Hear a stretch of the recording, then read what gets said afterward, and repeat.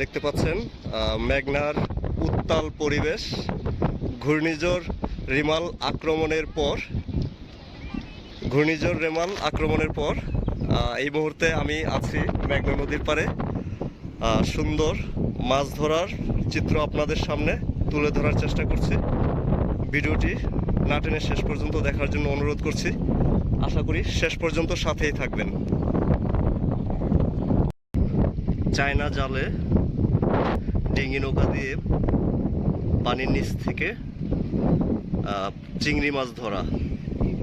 মূলত এখানে এই পদ্ধতিতে অনেক মাছ ধরেন এই এলাকার যারা মুরব্বী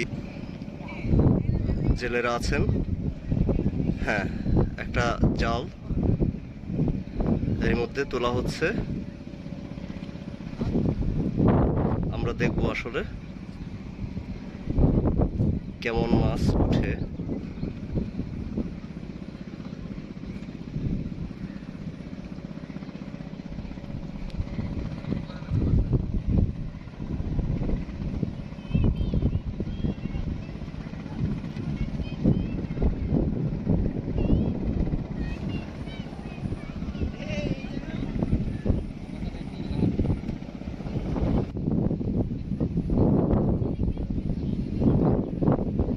কি মাছ আছে? মাছ আছে?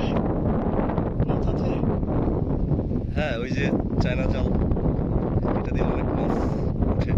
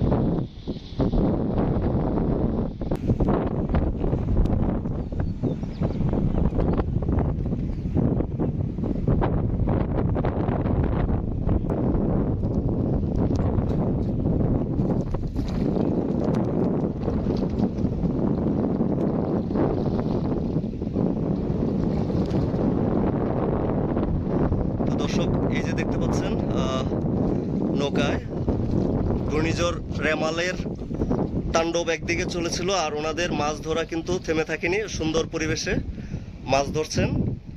কি কি মাছ এখানে? বেশিরভাগ মনে হয় চিংড়ি, তাই না? চিংড়ি মাছ, তারপরে মেঘনার যে টাটকা মাছগুলো আমরা দেখতে পাচ্ছি। হ্যাঁ, বাইন মাছ, চিংড়ি মাছ। তো ঠিক আছে দর্শক, আজকের মতো বিদায় নিচ্ছি। ভালো থাকবেন। আসসালামু আলাইকুম।